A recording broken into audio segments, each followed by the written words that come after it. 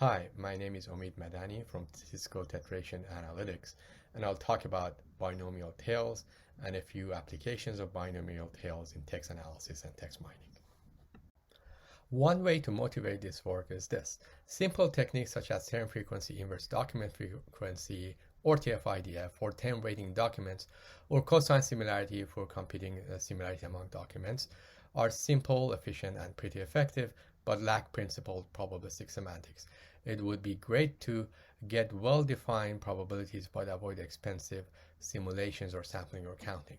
Ideally, the cost should be close to the cost of existing baseline techniques. In this talk, I'll argue that the binomial tails offer such a simple, efficient technique. So why probabilities? They are well understood and have uniform semantics. So say 0.9 probability has the same meaning irrespective of say corpus size or vocabulary size. So tasks such as ranking or filtering are easier once we have well-defined probabilities. Our original application of the tail was actually filtering and ranking discovered candidate communities. Also, the topology of the similarity space may improve for subsequent tasks, such as dimension reduction and embedding for clustering, etc. In this talk, I give a quick reminder of the binomial tail and describe its approximation and a few properties, and then we touch on two applications in the text domain to give an idea of how it can arise and how it could be beneficial. Please refer to the slides with the notes and the paper for details. In particular, absorbing and understanding how the modeling is being done takes some time. In the binomial model, there are two outcomes. So basically, each trial is a coin toss, and the tail is the probability of observing k or more successes or heads in n independent trials or coin tosses, where each trial has probability p of succeeding. The tail can be computed via the following sum. We see there can be order n terms in it and involving the binomial coefficient, or choose I. So semantics or the meaning of the tail. The lower the tail, say 0.01, the higher the significance or our confidence, say 99%, that the observed phenomenon, example a term co-occurrence, is not generated by chance. Put another way, if the tail is relatively high, say 0.2 or even 0.1, the corresponding item is not significant and it's a good candidate to be ignored or dropped. In the applications, we sometimes use the tail or the p-values. Sometimes we use the 1 minus the p-value, the confidence, and sometimes we use what we call a score, which is the negative log of the tail. The higher, the better. Now, the summing formula for the tail is simple but costly, especially if it needs to be computed repeatedly for, say, thousands of items and beyond, say pairs of terms and so on. And also for some of these items, the number of trials n can be large. There are a few approximations, example, the normal approximation, but the one that works best in practice, because in practice often Q, the observed proportion, is much higher than the expected proportion P. That one is in terms of KL divergence, and we have both an upper bound and a lower bound. U is the upper bound, U over square root 2n, or there's another denominator that's even better than square root 2n. And KL is as follows, and the bound shed light, additional light on the properties of the tail. So some notes on the tail. We use the average of the upper and lower bounds especially when we take the negative log. And the approximation quality increases with the number of trials n, and intensity Q over P, log Q over P. For example, the relative error improves. And the intensity is the component of the approximate tail, as we saw in the previous slide. But in some applications, we actually might want to use the intensity itself after a certain threshold is met by the binomial tail. And we also should note that we can query the tail formula with different p, not just certain standard expected p we have, but like twice that and so on. These are things to keep in mind.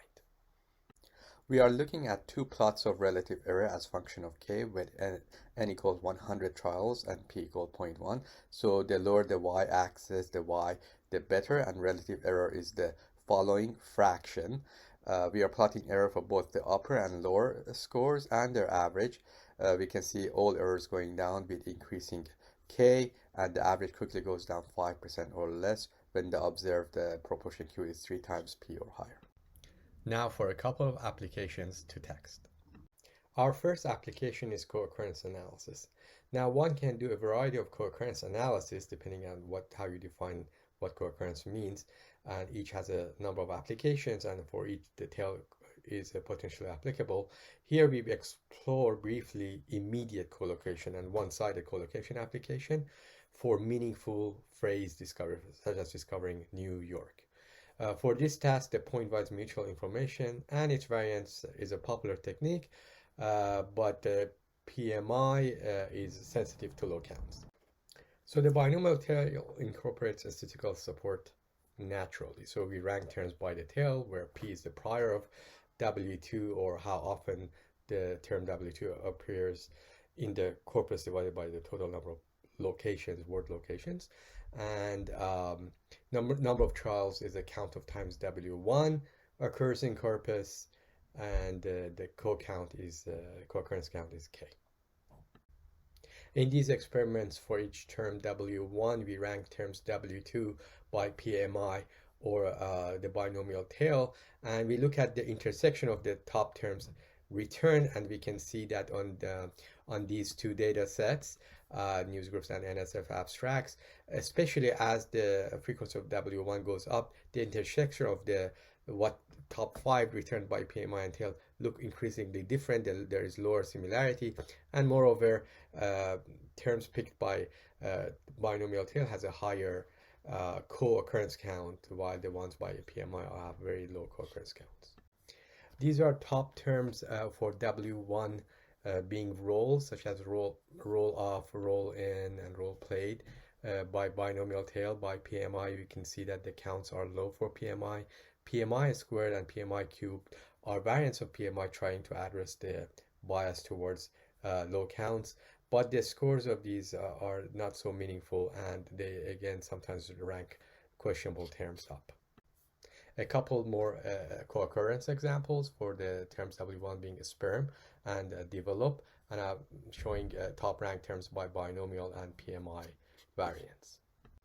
To summarize, the binomial tail ranks different results as frequency of W1 goes up, and it appears more robust than PMI and its variants.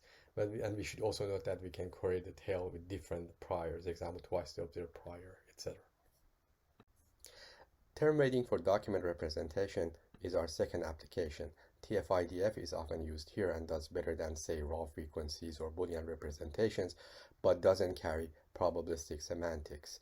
There are several ways of using binomial tails to model the problem. For example, we can imagine sampling terms for each document according to their priors, or vice versa.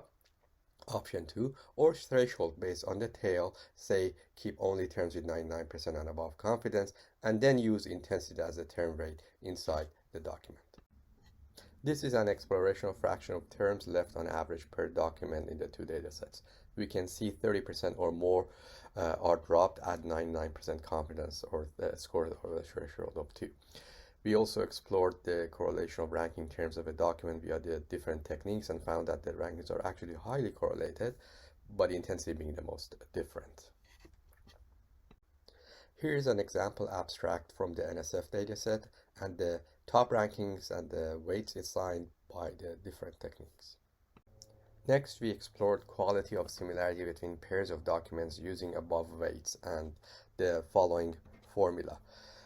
In these ranking experiments on newsgroups datasets where we have class level labels, using intensity after thresholding on tail to have sufficient evidence or support does best. This task is an example where the tail alone is not sufficiently informative and should be used in combination with other techniques, here intensity, for better performance. We can also model similarity directly via the tail in extra slides, and please see the paper. In summary, there are three main takeaways. The binomial tail arises in many places, it's versatile, it's efficiently well approximated, and the probabilities it provides, the confidence or significance scores are beneficial. So it belongs to the data miner's toolbox. Thank you for your time.